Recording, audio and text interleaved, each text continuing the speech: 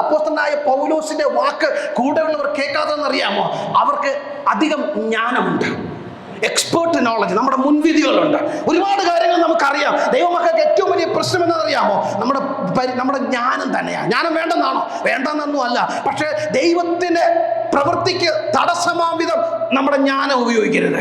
നിങ്ങളുടെ expert knowledge നല്ലതാ, പക്ഷേ അത് ദൈവപ്രവൃത്തിക്ക് തടസ്സമായി വരരുത്. Praise the Lord. നിങ്ങളുടെ എക്സ്പേർട്ട് നോളജ് നല്ലതാ, പക്ഷേ നിങ്ങളുടെ വിശ്വാസത്തിന് അത് തടസ്സമായി വരരുത്. Praise the Lord. ഇവിടെ അപ്പോസ്തലനായ പൗലോസ് പറയുക, ഞാനൊരു അനർത്ഥം കാണുന്നുണ്ട്, എന്നാൽ ഇവിടുത്തെ ശതാധിപനും മാലിയുടെയും കപ്പലുടെ ഉടമസ്ഥനും പറയുക, അങ്ങനെ ഒന്നും സംഭവിക്കത്തില്ല.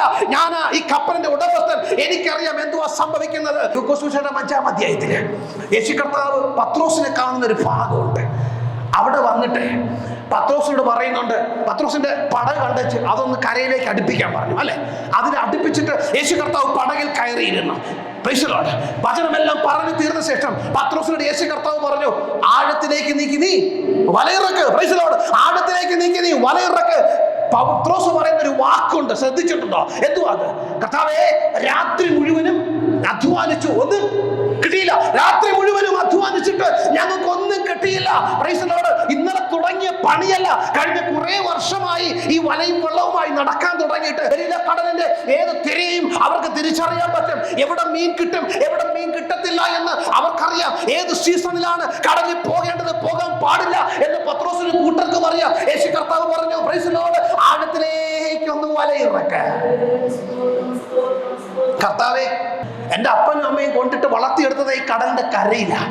കർത്താവ്, എനിക്കറിയാം എവിടെ വല വിരിച്ചാൽ കിട്ടണമെന്ന് പറഞ്ഞോ. യേശു കർത്താവിന്റെ വാക്കിന് വല ഇറക്കിയപ്പോ വല നിറയത്തക്കവണ്ണം അതിനകത്ത് മീൻകൂട്ടം കയറിപ്പോയി.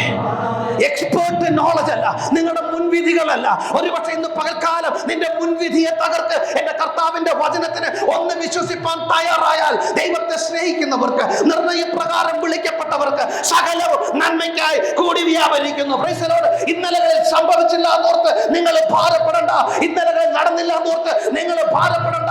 മറ്റുള്ളവർ പറഞ്ഞതോർത്ത് നിങ്ങൾ ഭാരപ്പെടണ്ട. വിശ്വാസത്തോടെ പറ, എന്റെ കർത്താവ് സമയചക്രം തിരിക്കുന്നവൻ. എന്റെ ജീവിത വിഷയങ്ങളിൽ ഒരു മാറ്റം വരുത്തുകയാണ്. സകലവും നന്മയ്ക്കായി, സകലവും നന്മയ്ക്കായി. എന്റെ ഭവനത്തിൽ സംഭവിച്ചത്, എന്റെ ജോലിയിൽ സംഭവിച്ചത്, എന്റെ കുടുംബത്തിൽ സംഭവിച്ചത്, എന്റെ മാതാപിതാക്കളിൽ സംഭവിച്ചത്, എന്റെ പഠനത്തിൽ സംഭവിക്കുന്നത് സകലവും നന്മയ്ക്കായി കൂടി വ്യാപരിക്കുകയാണ്.